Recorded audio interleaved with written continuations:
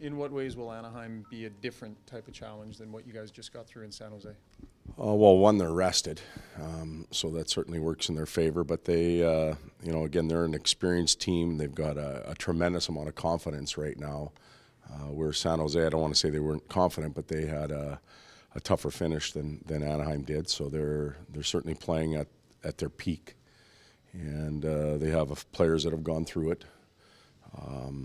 They are as good as they are offensively. They check just as well. They didn't give up much against Calgary 5-on-5. So our task will be tough, but that's what happens when you get down to 8 teams. Todd, you talked all season about the growth of your team mentally and in their game. What growth did you see in your team in the first round?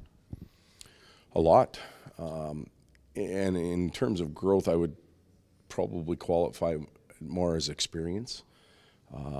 Just to learn or to have felt that emotion of playoffs, to understand the preparation process, the adjustments that go through from game to game, the rhythm of a series, the officiating standard. There's a lot of things that happen over a 2-week period that you don't get during the regular season.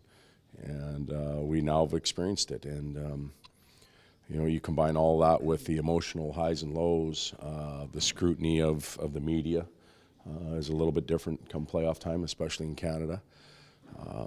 So I think we've grown in those areas, or at least gained some experience in those areas, and we'll have to put that to good use in round 2. Does it say a lot about your team that until that last second empty netter by Connor, he wasn't leading you offensively like he normally did all season, but you still won 4 games to 2?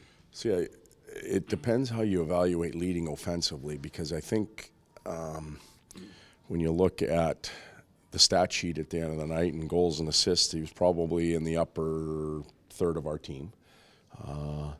The pace and tenacity that team played with, I think he led our team in offensive chances, or at least came pretty darn close to it.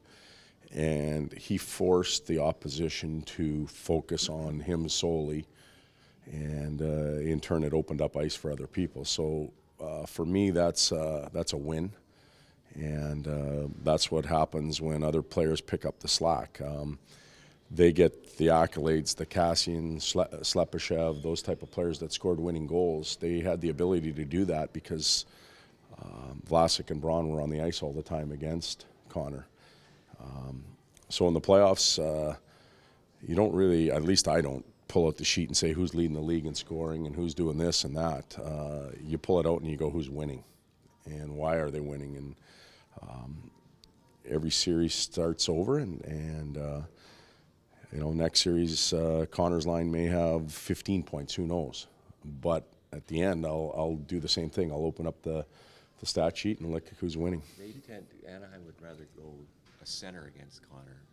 San Jose goes to 2 defensemen against Connor. Well, we don't know that yet. They have in the past. They have in the past, and they have a Selke nominee there that's very good at it. So we'll see how the series takes shape. I'm guessing that they'll have a pair of D-men that they want on the ice as well against Connor. So I don't think that's going to change now as you go from 8 to 4 to 2 and a winner. That's how it's going to be played out. Darnell got lots of ice in the third period because you were down to. How do you think he progressed? I mean, he wasn't playing anywhere near 22 minutes. No, you talk about growth and experience, learning quickly on the fly, and he handled himself extremely well. Big and strong, and making poised plays, physical in and around the net, all qualities that we needed to finish that team off, and we'll need it moving forward.